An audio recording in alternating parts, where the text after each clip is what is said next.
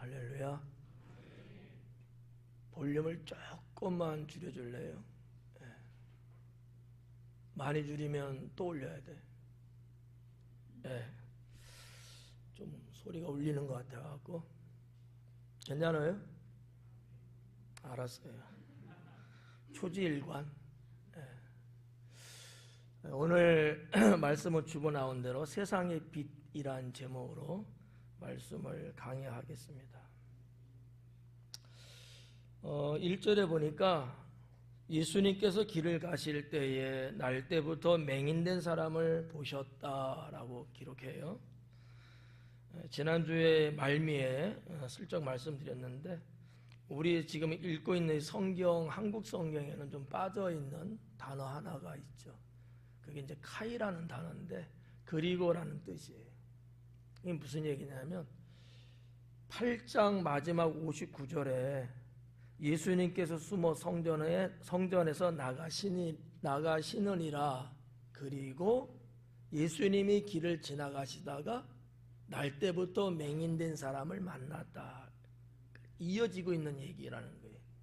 그러니까 사건은 다른 거지만 그러나 여러 날일 지났다든지 뭐 얼마 후에 있다가 일어난 얘기가 아니고 성전에서 나가시면서 길을 가다가 만난 사건이거든요. 상당히 어떤 의미에서는 중요하다라는 거죠. 중요해요? 안 중요해요? 그렇게 말 안 하면 또 이상하지. 중요하다는 거예요. 물론 뭐 성도님들이 볼 때는 그게 뭐 이렇게 중요하냐 이럴 수 있는데 예수님의 사역에 쭉 연결되는 사건으로 볼 때는 중요하고요. 강해를 여러분 이제 듣다 보면은 중요하다는 걸 더 느낄 수 있어요. 자, 여기 예수님께서 길을 가실 때 날 때부터 맹인된 사람이래요. 태어날 때부터 보지 못했다는 거죠.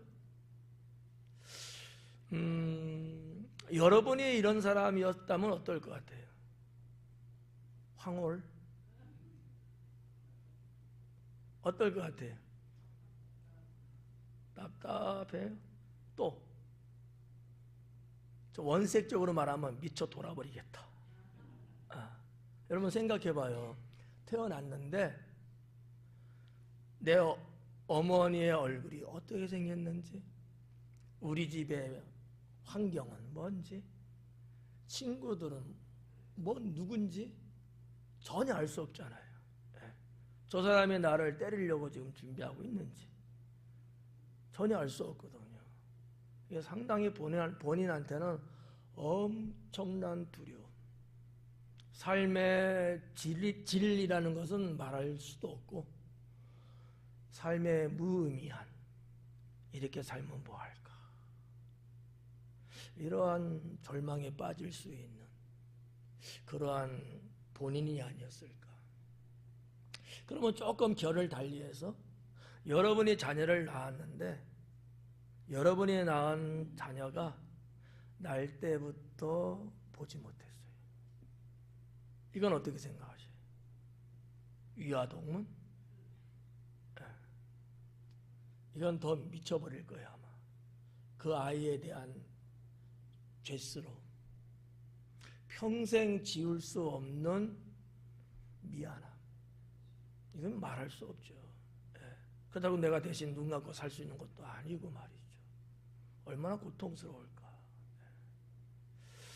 왜 사도 요한은 성경을 기록할 때에 중요한 대목이 뭘까?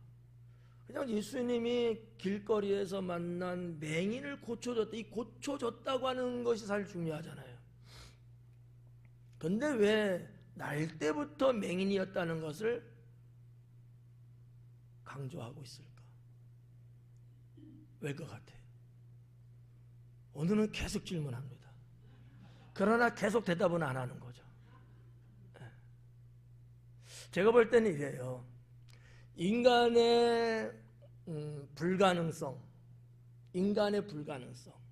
뭐가 불가능한 거예요? 못 보고 태어난 것이 볼 수 있다는 거 가능한가요? 불가능해요 이건요.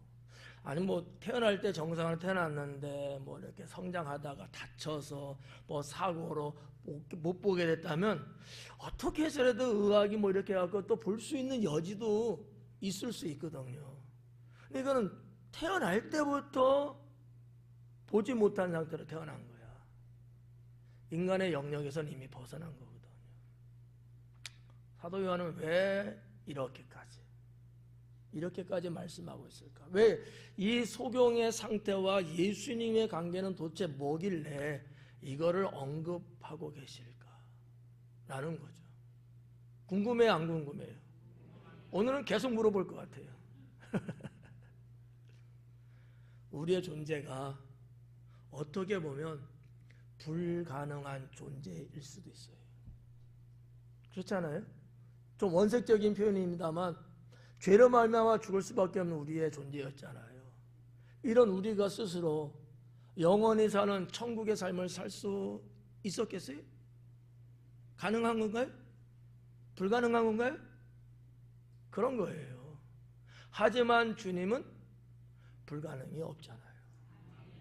그분은 창조주시고 그분은 오늘날도 세상을 다스리시는 전능하신 분이시고, 우리 최 권사님 기도에서도 전능하심을 고백했잖아요. 그런 예수님을 우리가 믿고 있어요. 그러면 여러분 오늘도 사셨고 어제도 살아왔고 내일도 장담 못해. 자, 아무튼 이렇게 우리의 생명은 지금 진행 중에 있단 말이에요.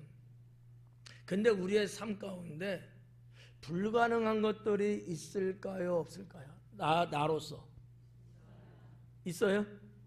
없어요? 있어요? 있죠? 어떡하죠 이거? 박 권사님 이거 어떻게 해요? 웃음으로 때우시는데? 주님이 계시잖아요. 주님이 계시잖아요. 내가 주님을 의식하지 못했을지라도 주님은 내게 오셔서 나의 이 불가능성을 가능성으로 바꾸어 주시는 주님이시다. 이런 주님을 여러분은 지금 어떻게 하고 계신 겁니까? 그렇죠. 믿고 계신 거예요. 아니 정말 아무 실오락이 하나도 연결되지 않은 맹인도 주님이 은혜를 베풀어 빛을 그에게 줬잖아요. 빛을 주셨잖아요. 근데 여러분은 실오라기 정도가 아니라 대로의 연결성을 갖고 있는 분들 아니겠어요? 박영만 안수집사님 그렇죠? 네, 큰 연결성이 있잖아요. 그런 우리인데 하나님이 주신 은혜가 없을까? 저는 있다고 믿어요. 이런 부분을 좀 오늘 말씀 속에서 좀 보자. 나도 이 맹인처럼 영안이 열리지 않고 육신의 눈만 뻘끔하면서 쳐다보는 인생, 그런 나에게 어느 날 주님은 오셔서 나는 너의 빛이니라 라고 하시면서 세상을 볼 수 있고 주님 나라를 볼 수 있는 빛을 주셨다고 했을 때 우리의 인생은 달라지지 않겠느냐라는 거지. 옛날에는 뭐 믿음이 뭔지 뭐 천국이 뭔지 영생이 뭔지 모르고 그냥 이렇게 살아요. 어느 날 주님이 내게 내 영혼에 주신 그 빛 때문에 내가 못 봤던 것들을 보게 되는 거예요. 평생을 믿었지만 보지 못했던 것들이 분명히 여러분 죄송하지만 있었을 겁니다. 이제는 어떻게 하실래요? 이렇게 어려워요? 난 너무 쉽게 이야기했는데 이제는 보는 거 아니겠어요? 지금까지는 못 보는 부분들이 있었지만 이제는 주님이 내 눈을 밝혀서 내가 이제 볼 수 있는 것 아니에요? 네. 과거는 과거고 지금은 주님이 내게 빛으로 오셔서 나는 세상의 빛이니라. 너희는 뭐라 그래? 세상의 빛이라는 거 아니야. 우리는 이제 볼 수 있는 이 자유함, 이 능력, 이게 있다 없다? 할렐루야. 네. 이거 하나만 갖고도 여러분 얼마나 놀랄 위합니까?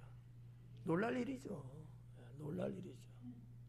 1절에 별것도 아닌 말씀인 것 같지만 이런 부분들을 우리가 조금 말씀을 통해서 한번 짚어보고, 그래, 내가 영적으로 까막눈 같은 그런 신앙생활 지금 하고 있는 것은 혹시 아닐까? 그런 나를 불쌍히 여기시고 주님은 나에게도 볼 수 있는 빛을 내 영혼에 주셨다. 여기까지만 할게요. 2절에 보니까 제자들이 물어 이르되 랍비여, 랍비여. 여기서 뭐 주님이시여 이러지는 않은 것 같아요. 랍비여 그래. 좀 다르죠. 주님이시여 이런 거하고 랍비여 이런 거하고, 이 제자들의 지금 이 표현, 이 랍비라고 하는 이 표현, 아니 어떨 때는 뭐 주님이라고 잘도 하더만 왜 이 대목에서는 요한이 랍비라고 말한 것을 기록을 했을까? 상당히 지적인 부분이 뭔가 오고 가는 것을 예시하고 사도 요한은 이 단어를 쓰지 않았을까? 저의 해석입니다. 뭐를 물어봐요? 제자들이 물어 이르되 랍비여, 뭐라 그래요? 이 사람이 맹인으로 난 것이 누구의 죄로 인함입니까? 죄의 문제하고 연결시켰어요. 그죠?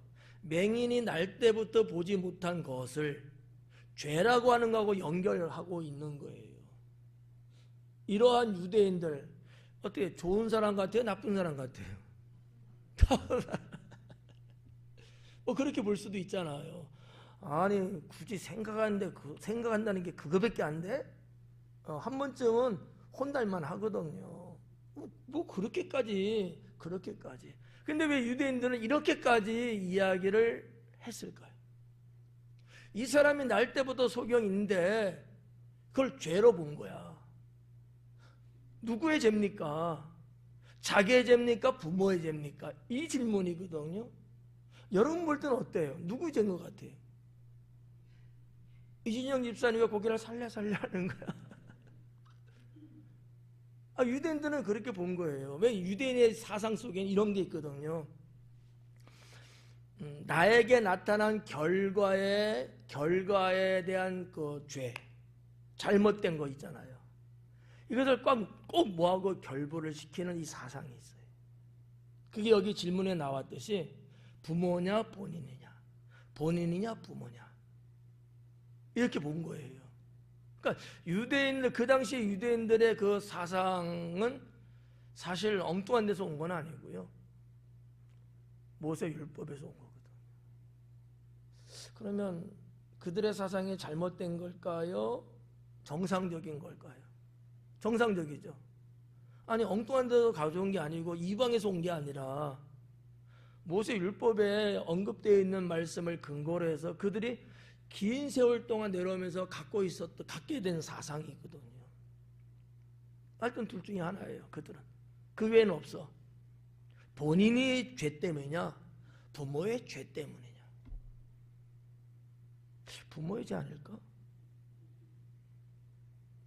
여러분한테 결과가 안 좋게 나타나는 건 누구 죄예요? 나의 잘못? 내 죄예요? 맞아요? 그러면 그렇게 살아야지 뭐. 근데 부모의 죄일 수도 있잖아.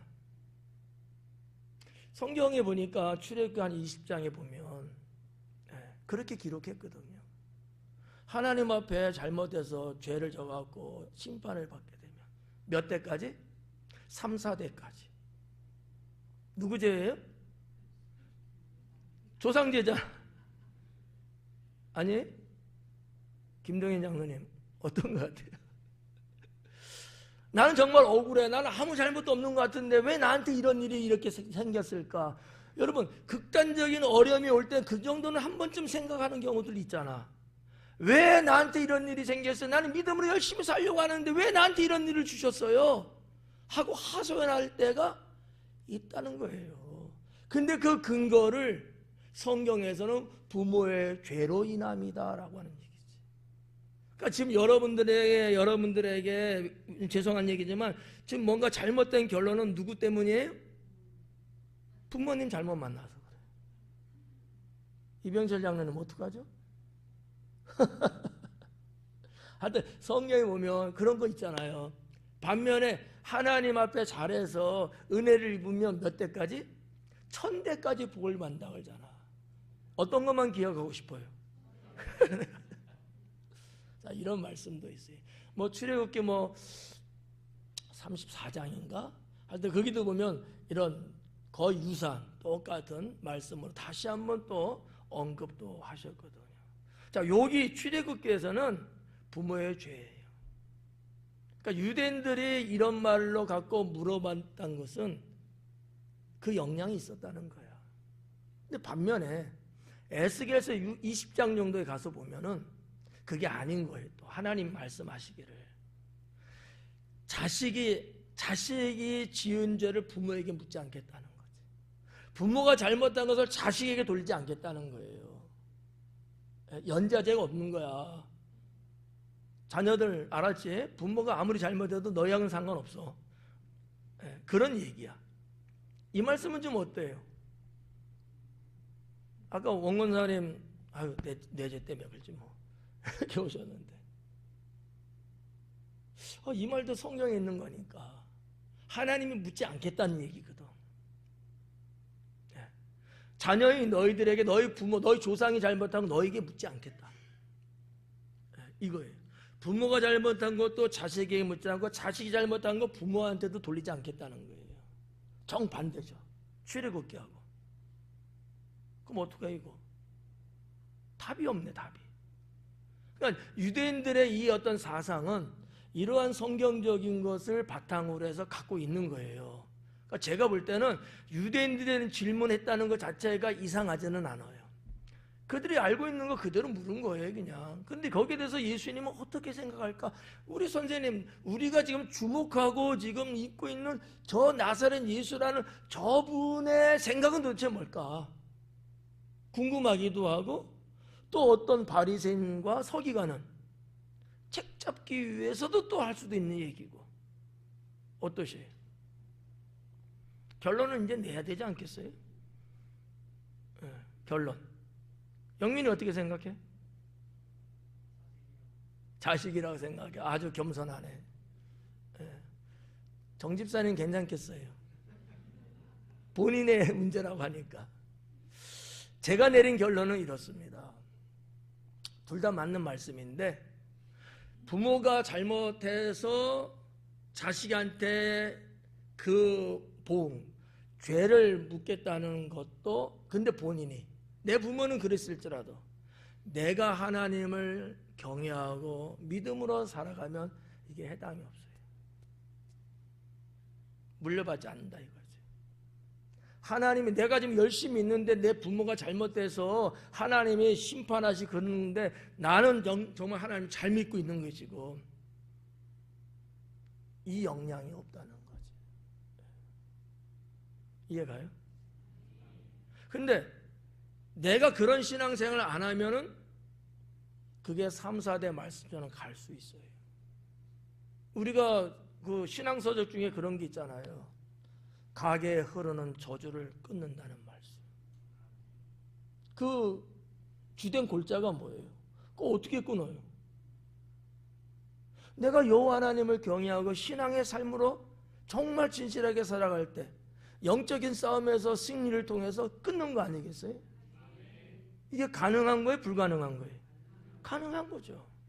제가 내린 결론은 그래요.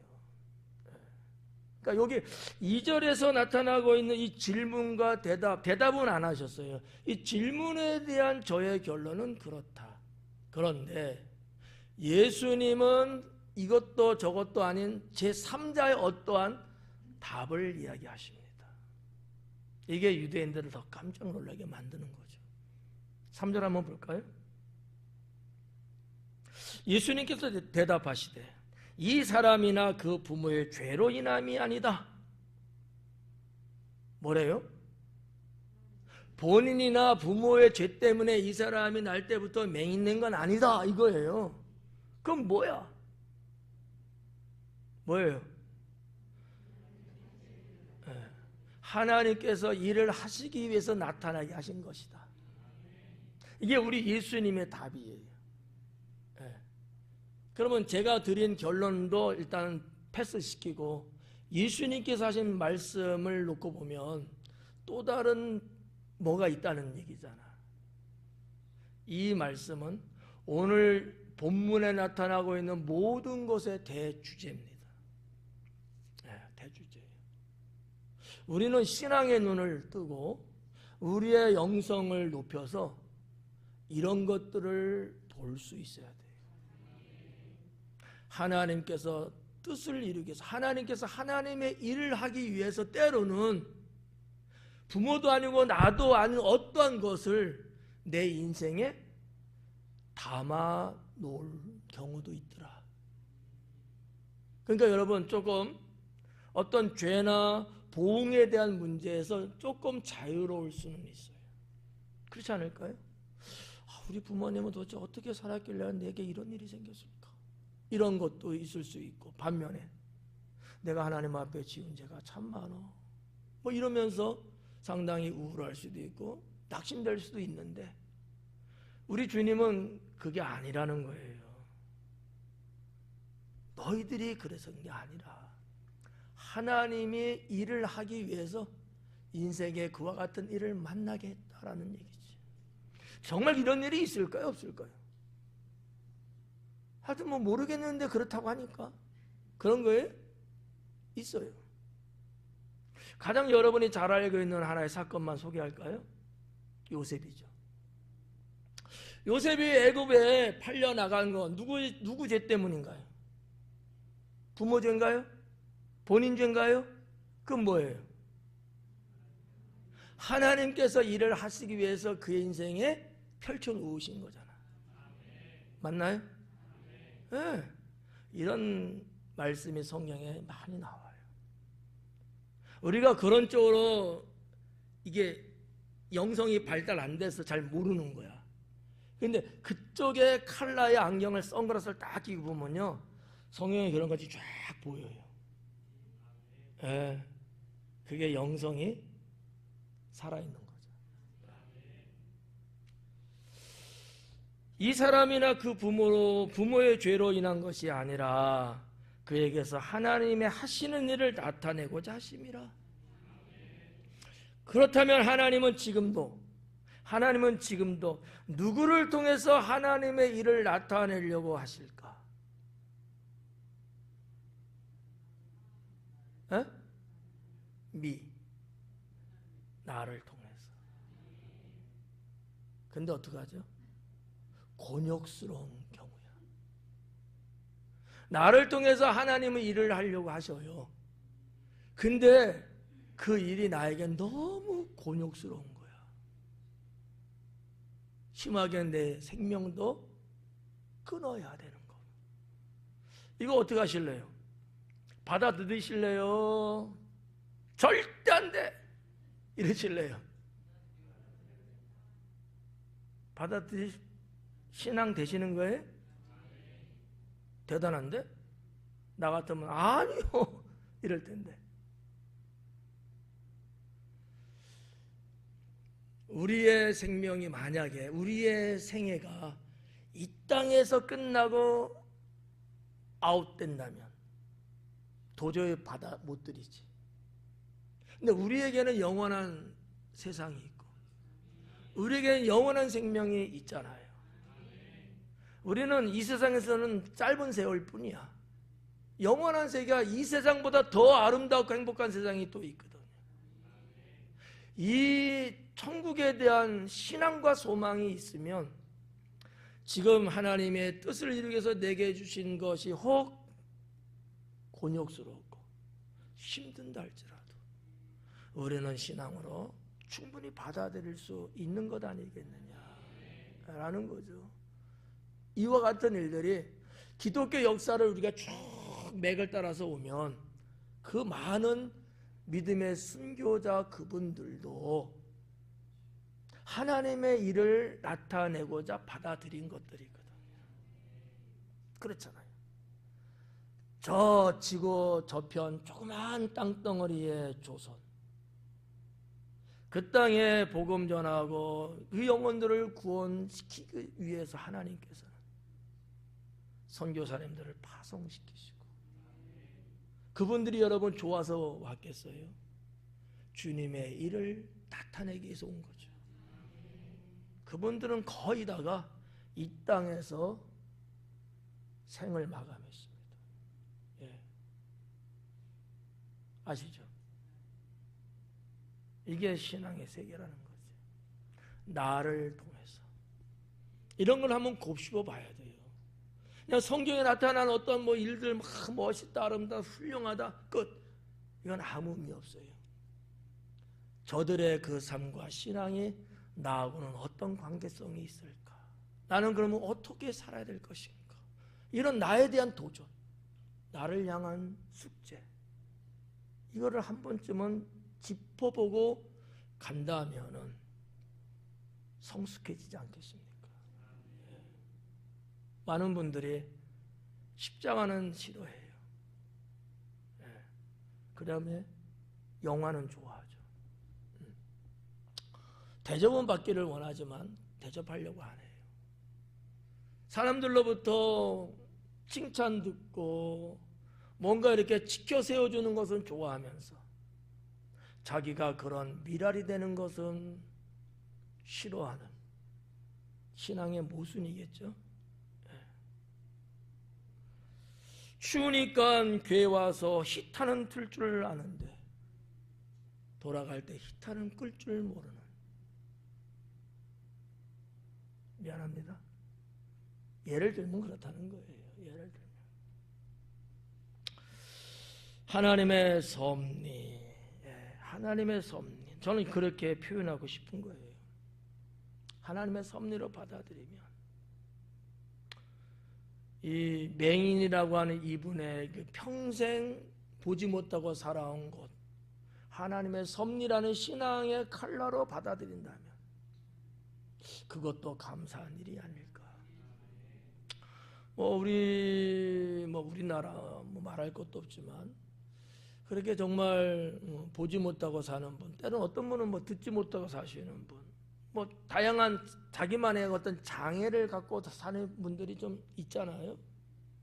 처음에는 현실을 못 받아들여요. 처음에는. 그러다가 차츰차츰 현실을 받아들이면서 이거를 신앙으로 극복하시면서 결국은 그런 얘기 하시더라고요. 감사하다. 내가 눈을 뜨고 있을 때는 5만 가지 죄악을 보면서 살았는데 보지 못한 지금은 속 편하다. 볼 필요 없는 것, 봐서 죄 짓는 것 안 보게 돼서 감사하다. 이런 고백하는 분들을 들어봐요. 그럼 그분들의 이야기를 이렇게 듣다 보면 좀 숙연해지긴 합니다만, 그렇지. 이거를 이렇게 받아들이는 게 능력이고 은혜가 아닐까라는 생각이죠. 사랑하는 여러분, 하나님의 섭리의 신앙을 갖고 내게 좋은 일이든 좀 안 좋은 일이든 뭐가 되든지 그것을 하나님께서 일을 하기 위해서 한 거라고 우리가 수용할 수 있다면 하나님 섭리 신앙이 있다는 얘기예요. 이와 같은 분은요, 범사에 감사하죠. 좋은 거 있을 때만 감사하다고 하고, 좀 그러지 않으면 셀쭉하고 그냥 삐딱하고 그러면서 원망하고 불평하고 그러잖아요. 그게 아니고 이러든 저러든 감사하는 그러한 마음을 갖는다면 이와 같은 분의 신앙은 성숙한 신앙이 아닐까. 제가 말씀드리잖아요. 감사는 아무나 못합니다. 아무나 못해요. 성숙한 신앙 있는 사람만 할 수 있는 겁니다. 네. 여러분 좋은 일이 있으면 무조건 누구나 다 감사할까요? 안 그래요. 그냥 혼자 입 딱 닫고 말아버려요. 그 이상의 신앙이 있는 자만 그걸 감사하죠. 어려운 일도 마찬가지고요. 그래서 쉬운 일은 아니에요. 범사의 감사가. 그렇다고 해서 못할 것도 없다. 내 신앙이 성숙해지고 내 영혼이 밝아지면 이러든 저러든 감사하는 모습을 보이게 된다는 거죠. 그래서 보면 이분이 감사를 하는 스타일인지 감사를 못하는 스타일인지 드러나잖아요. 어느 정도 그거 갖고 평가할 수 있다는 얘기예요. 정말 삶 속에서 살아있는 신앙이냐 그렇지 못한 신앙이냐라는 거죠.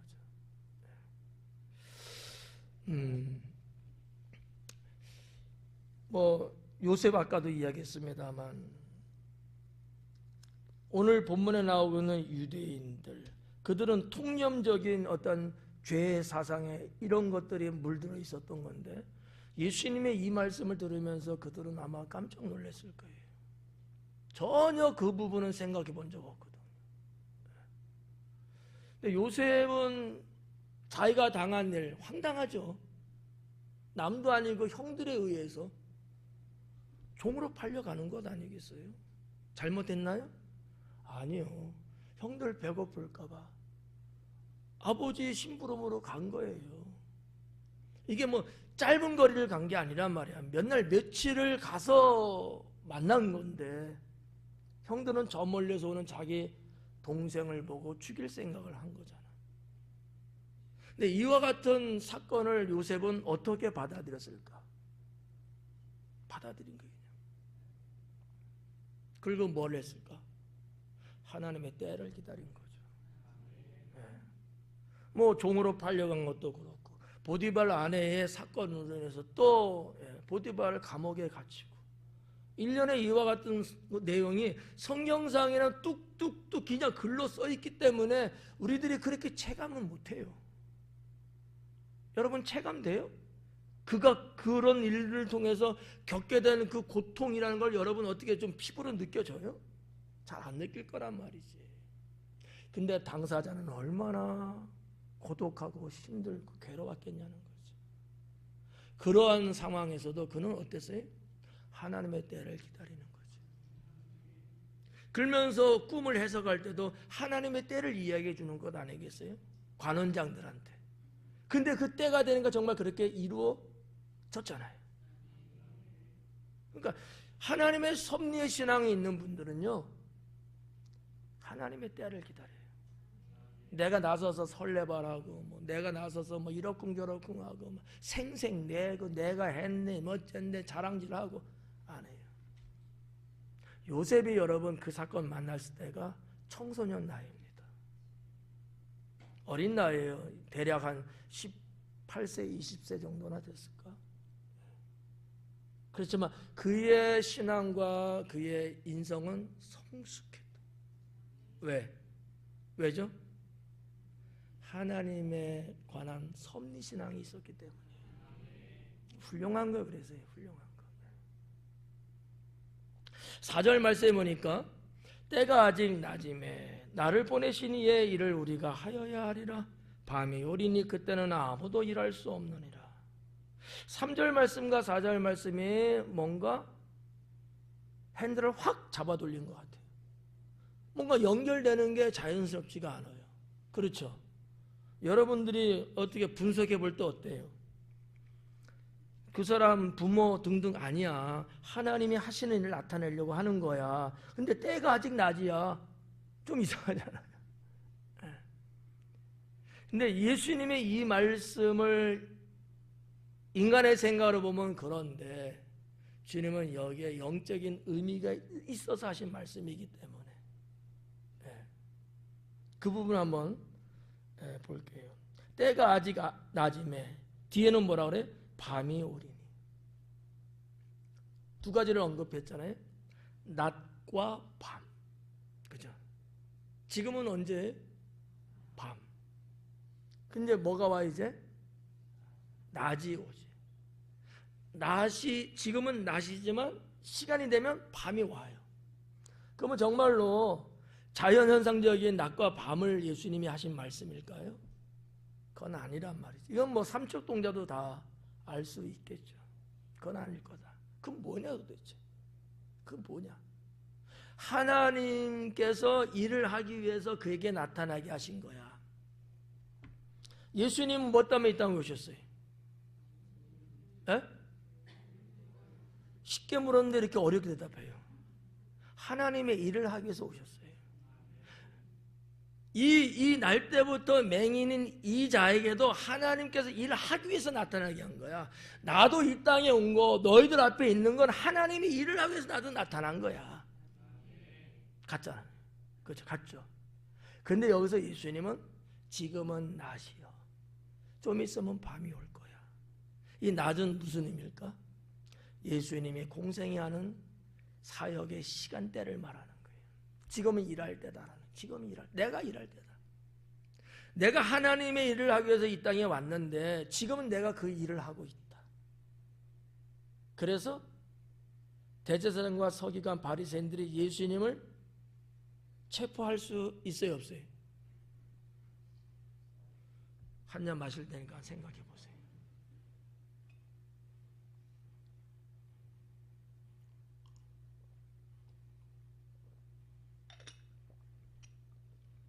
예수님을 지금 당장 아주 미운 꼴인데 잡아 드릴 수 있어요, 없어요? 왜요? 하나님 때가 아직 아니니까. 지금은 그때가 내가 일할 때라는 거지. 근데 어떤 때가 와요?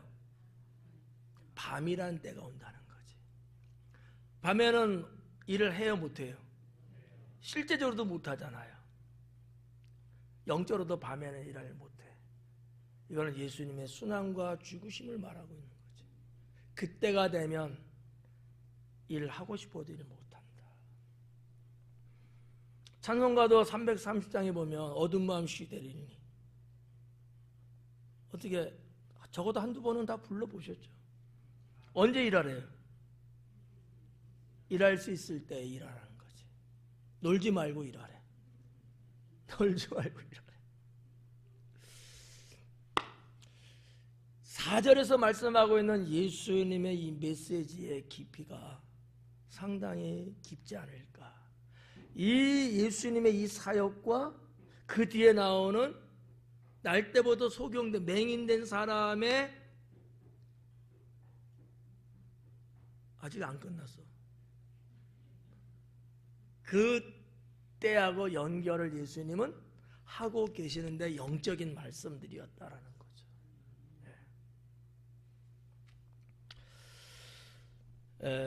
5절 말씀에 보니까 봐봐요. 내가 세상에 있는 동안에는 세상의 빛이로다. 내가 세상에 있는 동안에는 세상의 빛이다. 누가 세상의 빛이라는 거죠? 그렇죠. 요한복음 1장에 그렇게 말씀하셨어요. 나는 세상의 빛이라. 내가 세상에 있는 동안에는, 4절 말씀에 보면 일할 때라는 거지. 내가 지금 사역하고 있는 동안에는 나는 세상의 빛이다. 자, 이 빛하고 맹인이 보지 못했는데 그가 보게 될 빛하고 관련성이 있을까요, 없을까요?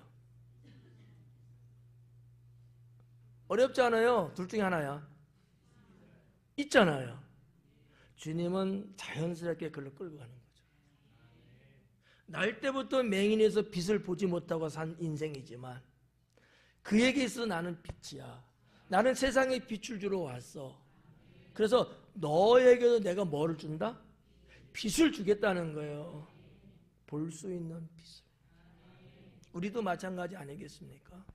우리도 빛 대신 그 주님을 믿고 의지하고 따라갈 때 주님은 우리에게 빛을 주시는 거예요. 그래서 요한복음 1장에 우리 보고 뭐라 그랬어요? 믿어서 구원받은 자에게 뭐라 그러는 거예요? 너희는 빛의 자녀들이니. 빛의 자녀들이니. 마태복음이나 공간복음에도 뭐라 그래요? 너희는 세상의 빛이요, 소금이고 빛이다 그러잖아요. 답 나왔네. 여러분 어떻게 사셔야 돼요? 그럼 빛으로 사셔야죠. 네. 근데 이렇게 까막눈이야. 이 빛의 개념은 정말 이 라이트의 개념이 아니잖아요. 본다 못 본다는 개념 아니겠습니까? 우리도 영안이 열고 주님을 보고 주의 나라를 보고 나를 향한, 나를 통해서 하시고자 하는 하나님의 일이 무엇인가를 또 볼 수 있어야 되지 않겠느냐라는 얘기지. 이게 진정한 신앙이라고 저는 믿어요. 이거 모르면요 보지 못하는 사람이에요.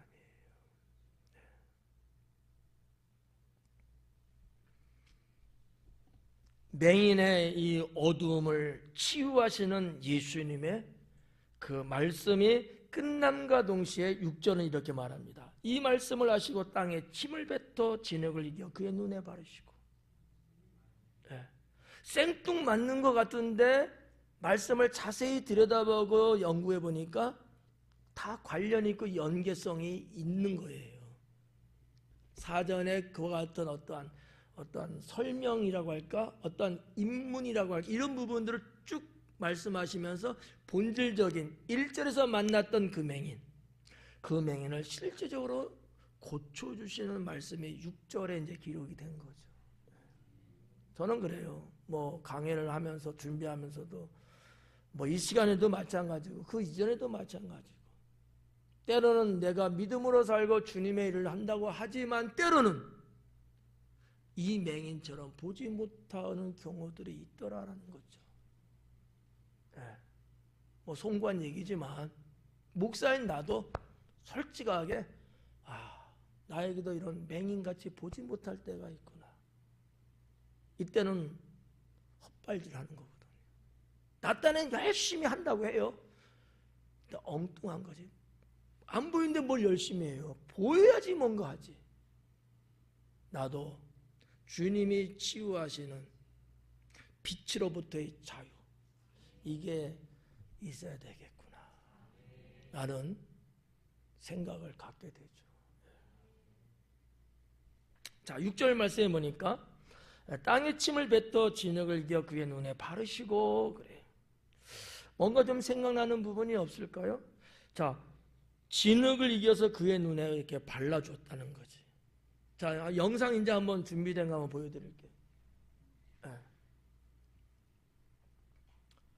자, 이 말씀 진흙으로 눈에다가 발라주신 거 예수님이 맹인에게. 뭔가 좀 생각나는 거 없어요? 영상만 보면 생각나요? 좀 여기 환해서 그래도 좀 보여요? 이거 AI로 그린 거예요. 예수님이 맹인의 눈에다가 진흙을 바르는 이런 그림을 그리라고 해갖고 그려놓은 거예요. 제가 그렸어요. 잘 그렸어요? 제가 그린 건 아니고 AI가 그린 거지. 이런 거야. 자, 이 사건을 보면서 성령에 뭐가 생각이 떠오르실까? 그렇죠. 하나님이 세상을 창조하고 마지막 엿새째 날 사람을 만들 때 뭐로 만들었대요? 흙으로 빚어서 만들었대잖아요. 그렇다면 꼭 오늘 말씀에 강해적인 건 아닐지라도 예수님이 오늘날에도 창조하고 계시는구나. 어떻게 보면요, 날 때부터 맹인은요, 그분한테는 죄송한 얘기지만 죽은 거와 똑같은 거예요. 그 시대로 보면. 그 시대로 보면. 지금이야 뭐 개안 수술도 한다, 뭐 이렇게도 하지만 그 시대 여러분 그게 어디 있어요. 그냥 그렇게 살다가 그냥 눈 감는 거지. 이러한 자에게 새 생명을 주시는 주님. 저는 그렇게 떠오르더라고요. 하나님의 창조의 능력의 역사가 예수님을 통해서도 이렇게 또 하시는구나. 이런 부분들. 자, 그래서 눈에 발랐답니다. 그리고 7절에 뭐라 그래요? 실로암 못에 가서 씻으라 하시니, 실로암의 뜻은 보냄을 받았다라는 뜻이라고 성경에 기록되어 있죠. 이 실로암이 나와요. 실로암이 한 직사각형 되는 연못이거든요. 그렇게 크지는 않습니다. 측량한 바에 따르면 약 19m 곱하기 한 6m 정도 된다 그래요. 가로 세로가. 19m면 여 성당 여 끝에서 아마 저기 히터 있는 정도 아마 거의 될 거예요. 요 기둥 하나 사이즈 길이가 4.2m거든요. 하나, 둘, 셋, 넷, 4, 4, 16, 2니까. 그리고 저 히터가 있으니까 거의 한 그 정도 될 것 같아요. 그래서 6m야.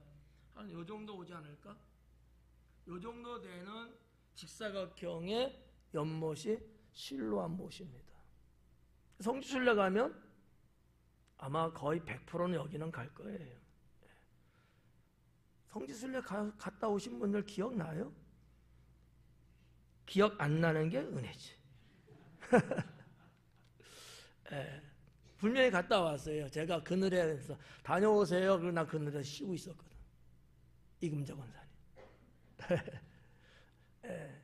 자, 이 실로암 못인데 실로암의 역사가 있어요. 이 아수르가 이스라엘을 침공할 때 사네립 왕이 그때 이제 침공했거든요. 그런데 예루살렘을 완전 포위해요.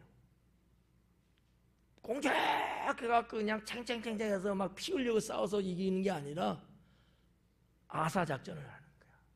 성을 완전히 포위하고 꼼짝 못하게끔. 뭐 식량도 떨어질 것이고 마실 물도 없어 떨어질 것이 이런 식으로 이제 히스기야 왕이 하나님 은혜의 생각으로 기온샘이 있거든요. 성 바깥에 있어요. 뭐 평시에는 뭐 기르다 먹고 그 샘에서 이렇게 물 해서 먹었는데 아수르 군대가 점령하고 있으니 방법이 없어요. 그래서 그걸 알고 터널을 뚫기 시작합니다. 그래갖고 실로암 못까지 터널을 뚫어요. 뭐 지하 터널 같은 거죠. 어쨌든 뭐 지하니까. 이 터널의 길이가 약 한 533m. 그래서 지난번 우리 중직자 때는 터널, 히스기야 터널 우리 안 갔죠. 보기만 했죠, 그냥. 기억도 안 나겠지만. 근데 그 전에 갔을 때는 그 터널을 직접 들어가서 실로암 못으로 나왔거든요. 한번 영상 좀 볼래요? 이게 여기는 실로암 못이에요. 히스기야 저 위에서부터 내려온 거예요. 다른 거예요. 이게 아니 지금 이렇게 환해서 잘 안 나오는데 여기가 터널이에요. 히스기야 터널. 터널의 일부분은 사진 찍은 거거든요. 네. 여기 터널 지지난번 성지순례 갔을 때 해당 사람 없나 여기? 아 오전 예배 때 나오셔. 좁은 공간 지금도 물이 흘러가고 물이 좀 많이 흐를 때는 거의 뭐 제 키 정도라면 한 엉덩이 정도는 물이 차는 그런 데가 있어요. 저도 막 바지 이렇게 걷었는데 여기만큼 막 반 정도는 물에 잠길 정도. 낮은 데는 뭐 무릎도 오고 하여튼 그래요. 또 다른 거 한번 보여줘봐요. 이거 말고. 예, 네, 아니요. 됐어요. 그거 볼게요. 반대로. 예. 네. 아니? 아무거나 줘요, 아무거나. 예. 네. 여기 보시면은 자 내부 성경 글씨 보여요? 예성이 저 글씨 보이나? 아멘으로 통과시키는 거야? 저 내부 성벽이 있죠. 안쪽 금이에요. 검은 금. 뒤에 보면 오른쪽에는 외부 성벽인데 기온샘이 저기 있어요. 그래서 저기 있는 물을 굴을 뚫어가지고 이 하단에 실로암 못으로 연결시킨 겁니다. 저 공사가 얼마나 힘들었겠어요. 나중에는 히스기야 터널만을 위해서 성지순례 가는 거야. 이번에 이제 혹시나 앞으로 가게 되면은 어떻게든지 히스기야를 통과해봐야지 뭐. 안 해도 되나 보다. 그래서 하여튼 저 좁디 좁은 공황 장애가 있는 분은 저기 통과하기 너무 어려워요. 캄캄하고 불이 없어요. 밑은 물이 흐르고요. 그거 비좁아 협소해. 그래서 마치 두려움이 올 수도 있어요. 근데 뒤로 돌아서 나갈 수가 없어. 내 뒤에 계속 있으니까 사람 한 사람이 지나갈 정도밖에 안 돼. 요만큼밖에 안 되거든. 하여튼 그런 아주 협소한 터널이죠. 다른 거요. 자, 여기 지금 점선으로 그려져 있잖아요. 예수님 당시에 예루살렘 성은 저렇게 좁아요. 지금 예루살렘 성전은 저 바깥에 둘레 있는, 지금 희미하게 보일 텐데 넓어졌어요. 그래서 거기 보면은 갈보리 있죠. 네모난가. 예수님 당시에는 갈보리가 예루살렘 성 바깥에 있단 말이에요. 지금은 안에 있어갖고 기념교회 안에 같이 있어. 실내야. 그러니까 이런 걸 잘 모르시는 분들은 아니 뭐 갈보리가 여기라는데 예수님 바깥에서 산에서 뭐 십자가 달렸다는데 왜 여기야? 이해를 못하지. 바뀐 거예요. 그만큼 지형이. 오케이? 네, 됐습니다. 그래서 이 실로암 못에 가서 이제 시치라는 거지. 그게 이제 7절 말씀인데, 이 맹인이 예수님의 이 말씀을 들은가 동시에 가서, 그래. 이에 가서. 즉시라는 뜻을 갖고 있어요. 주님이 말씀을 하시자마자 즉시 일어나 갔다는 거지. 근데 가는 게 수월했을까요? 보지 못하는 맹인이잖아요. 계속해서 한 자리에 앉아갖고 지나가는 사람들한테 구걸해서 겨우 연명할 정도의 상태였거든요. 근데 끝났지. 성전에서 실로암 못까지 가는 게 지금 뭐 도시가 형성되고 뭐 길도 닦여지고 그랬지만 그 당시는 야생적이거든요. 길이 힘겨웠을 거예요. 아마 누군가 도와줬겠죠. 어쨌든 간에 이 맹인은 주저하지 않았다는 거지. 주의 말씀이 내게 떨어질 때 즉시 일어나 그는 실로암 못에 갔다. 배짱도 좋아요. 아니 그 말 했다고 정말 가냐고. 진영 집사님 좀 황당하지 않아요? 신앙이 아니면 신뢰성이 없으면 어떻게 갈 수 있냐고요. 생각해봐요. 내가 날 때부터 맹인인데 한 번도 본 적이 없는데 나사란 예수란 사람이 말 한마디 했다고 정말 내 눈이 날 거라고 생각한다는 것도 기가 막힌 거 아니에요? 아닐 수도 있잖아. 힘들게 갔는데 눈 못 뜰 수도 있잖아. 근데 어쨌든 간에 이 맹인은 갔다라는 거지. 가서 정말로 실로암 못가의 연못에서 그 물로 씻었더만 진흙을. 눈이 떠진 거예요. 와, 지금의 실로암 못가는 물이 없어요. 말랐더라고. 지난번 가서 봤으니까. 저는 기억해요. 네. 나무 그늘 아래 앉았어도 다 보였어요. 그게 거의 물이 없더라고. 조금 이렇게 빗물처럼 조금 있는데 물이 좀 있을 때도 있었어요. 근데 지난번에는 없더라고. 성경에 이와 유사한 사건이 기록되고 있죠. 뭔 사건일까요? 엘리사 선지자 때 누구? 나아만 장군, 아람 장군 나아만. 그에게 어떤 피부병 같은, 피부암 같은. 그래갖고 고칠 수 없어. 얼마 좀 죽어야 돼요. 그 시대는 뭐 죽어야지 어떡해. 문둥병이니까. 근데 종의 이야기가 우리나라에는 이런 선지자가 있다고 하는데, 그러니까 그 말 믿고 멍청하게도 그 먼 데서 온 거야. 어떻게 보면 이 날 때부터 맹인하고 비슷하지 않아요? 그 말 했다고 그 말을 곧대로 믿고 온 거야. 이역만리에서. 근데 와서 보니까 쳐다보지도 않고 요단강에 가서 시치라는 거 7번 들랑달랑 올라갔다니 하면서 저걸 쳐 죽여 말어. 나아만이 보는 때는 상당히 기분이 불쾌했지. 왜? 당시에 아수르가 지배하고 있는 상황인데. 그렇잖아요. 나 같아도 그랬을 것 같아. 저 확 죽여버려 그냥. 근데 그러는 마음을 품고 있을 때 종이 장군이요. 화내지 말고. 여기 뭐 때문에 왔슈? 나으려고 왔잖아. 그러면 믿자 본전은 한번 들어가 봐요. 그때 죽여도 늦지 않잖아요. 그러니까 그래 그렇게 한번 해보지 뭐. 순간아 가자. 뭐 이랬을 거야. 그래서 정말 7번을 들었다 나왔다 하는데 어린아이 살결처럼 깨끗하게 치료받았다는 성경의 말씀. 이렇게 불가능한 것도 가능케 하시는 우리 주님. 이러한 주님의 능력과 은혜가 오늘 이 밤에 오신 여러분에게도 일어나기를 축원합니다. 8절 말씀에 보니까 이웃 사람들과 전에 그가 거린인 것을 보았던 사람들이 이르되 이는 앉아서 구걸하던 자가 아니냐. 네, 그죠? 앉아서 구걸하던 자가 아니냐. 저는 이 말씀을 보면서 당시의 유대 백성들은 이 맹인처럼 영적으로 살았구나.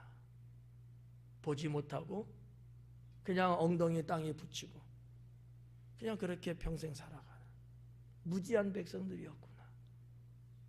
오늘날 우리는 나는 어떨까?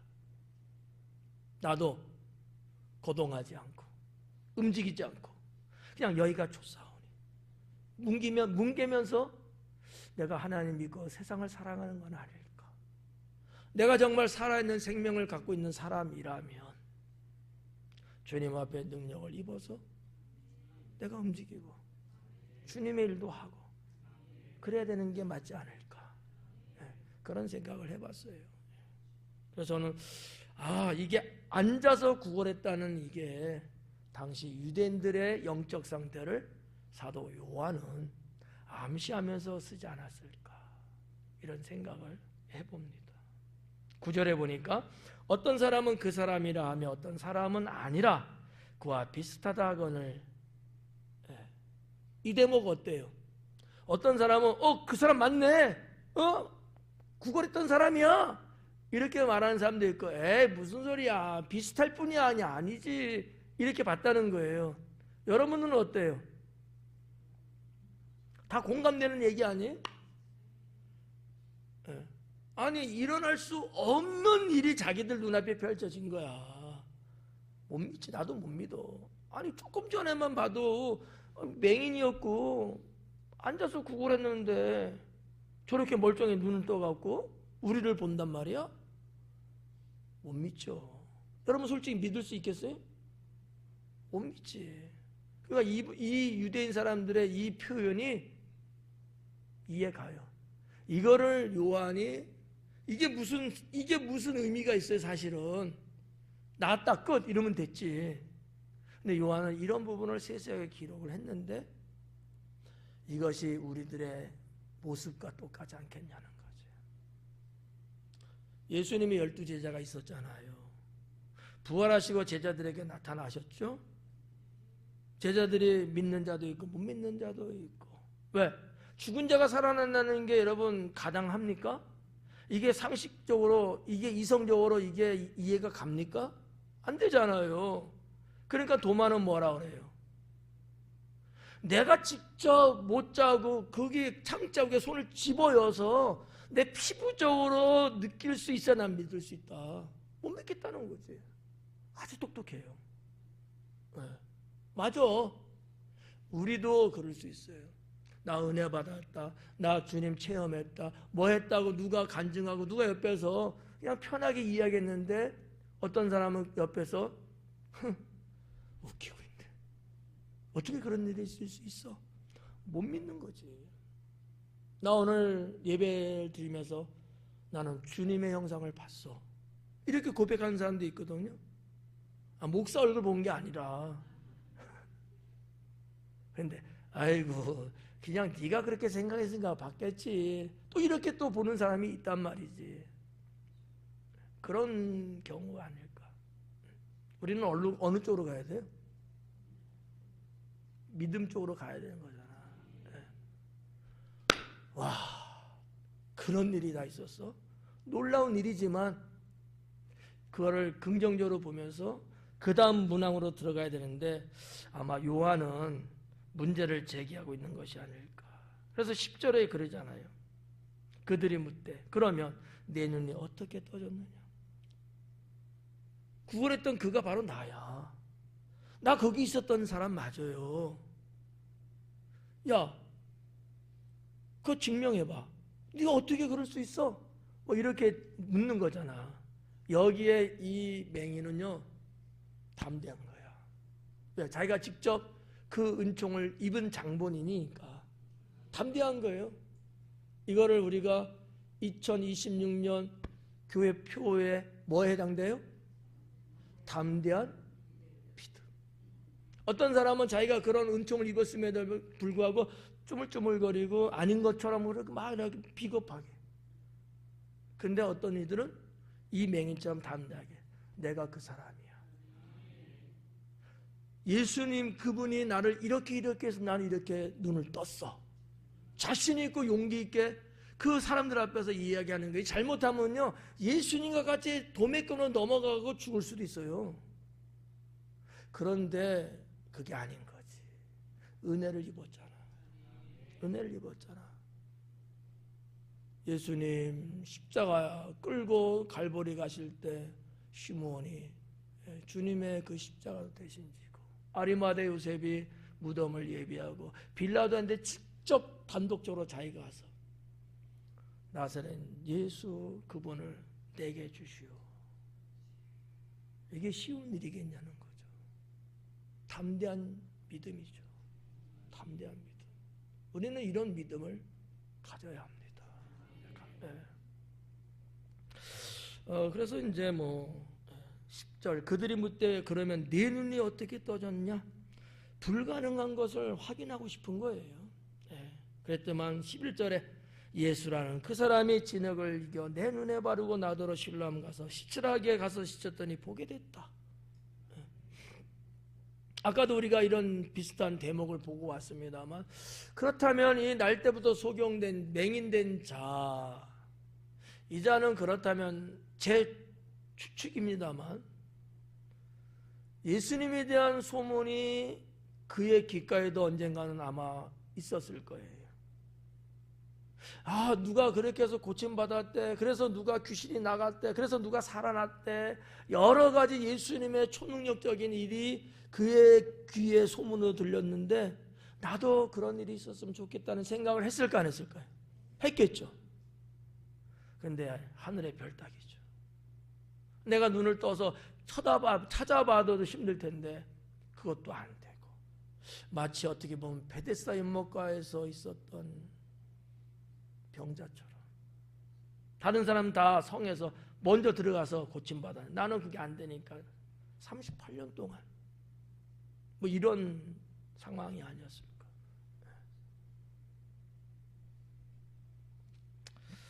사랑하는 여러분, 주님의 들려오는 음성, 그 살아있는 말씀, 지금도 내 귀에 주님이 들려주신다면 우리는 어떻게 해야 된다?